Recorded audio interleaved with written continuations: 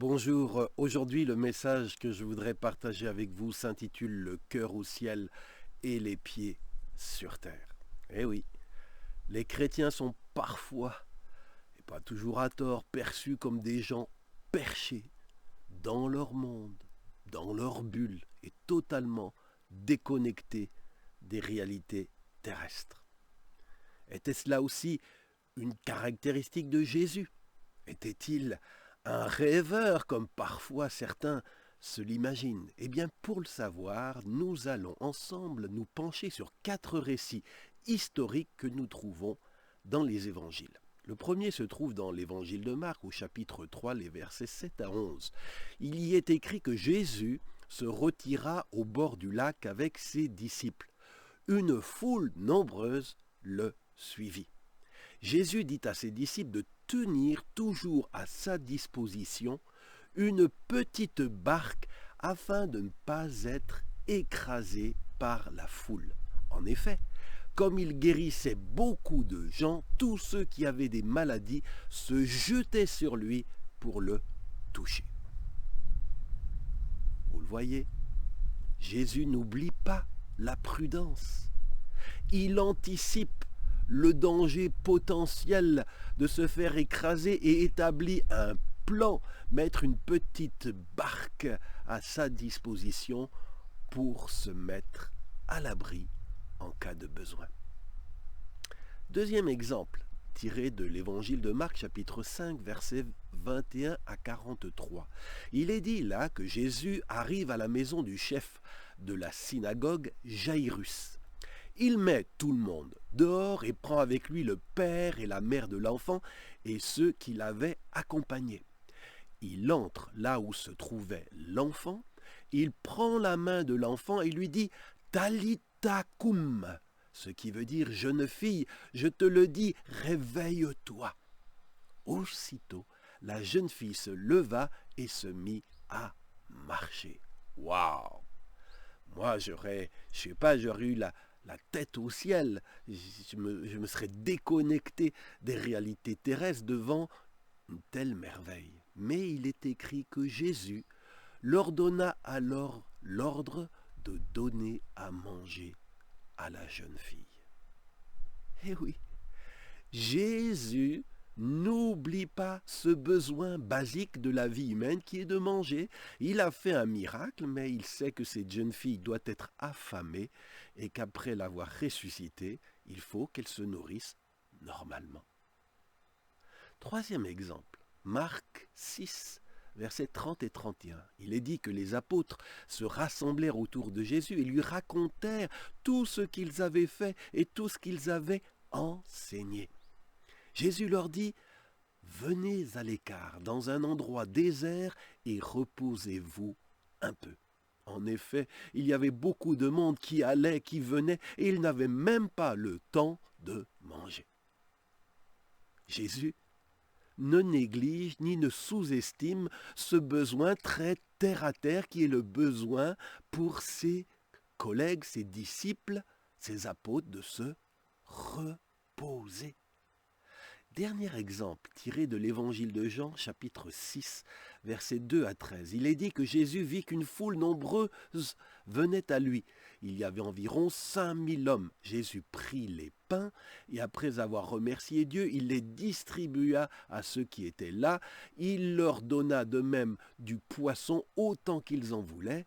Quand ils eurent tous mangé à leur faim, Jésus dit à ses disciples, « Ramassez les morceaux qui restent afin que rien ne soit perdu. » Et ils ramassèrent et remplirent 12 corbeilles avec les morceaux qui restaient. Jésus était très organisé, même quand il faisait des miracles. Il est dit qu'il leur ordonna à cette foule de les faire tous s'asseoir par groupes sur l'herbe verte et qu'ils s'assirent par rangées de 100 et de 50. Ouais.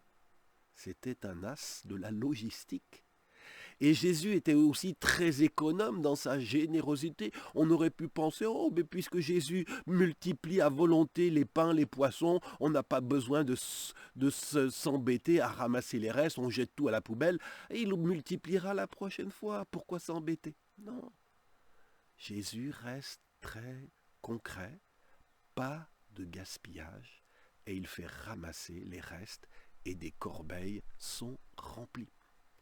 Alors vous allez me dire où c'est que je veux en venir. Eh bien, il y a une leçon à apprendre pour nous qui voulons ressembler au Maître et être ses disciples. La première leçon, c'est qu'il existe un risque pour nous chrétiens d'avoir tellement la tête au ciel qu'on n'a plus les pieds sur terre.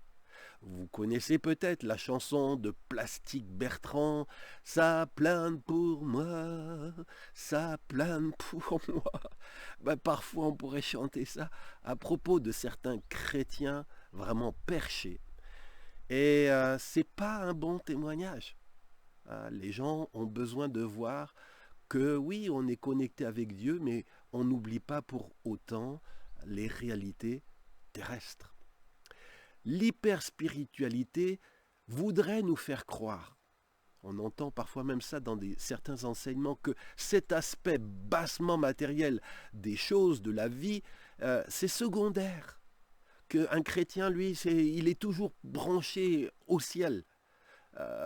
C'est pour les gens incrédules qu'il s'occupe des choses terrestres. Mais tel n'était pas le cas chez Jésus. Jésus n'oubliait, ne négligeait, ni ne zappait les choses pratiques, on l'a vu, les choses concrètes terre à terre. Alors bien sûr, on n'est pas tous doués pour l'organisation ou la logistique, mais il est important pour chaque chrétien de ne pas être à côté de la plaque dans la gestion pratique de notre vie et de notre ministère. Et je ne voudrais pas le dire comme un jugement, mais plutôt comme un constat des chrétiens à côté de la plaque dans la gestion de leur vie ou de leur ministère. J'en connais pas mal. Cherchons donc à être fidèles dans les petites comme dans les grandes choses, dans les choses matérielles comme dans les choses spirituelles. Une spiritualité équilibrée, retenez bien ça. Une spiritualité équilibrée, c'est avoir le cœur au ciel et les pieds sur terre. Mais attention, avoir les pieds sur terre ne veut pas dire qu'on ne croit pas au miraculeux. Les exemples que je vous ai donnés concernant le sens pratique des choses chez Jésus se situent tous dans le cadre d'actions miraculeuses. Bien-aimés, que vous m'écoutiez pour la première fois ou depuis plusieurs fois sur Facebook, sur YouTube, j'aimerais vous dire que mon cœur, c'est de vous aider à mieux découvrir Dieu et peut-être même à percevoir des facettes de lui qui jusqu'ici vous ont échappé. Et c'est dans cet objectif que j'ai travaillé dur pour rassembler tous mes enseignements et prédications sur un et même support, un site internet cdlr.fr. Et ce site, je vous encourage vraiment à le découvrir et à le fréquenter. Que Dieu vous bénisse. À vendredi prochain.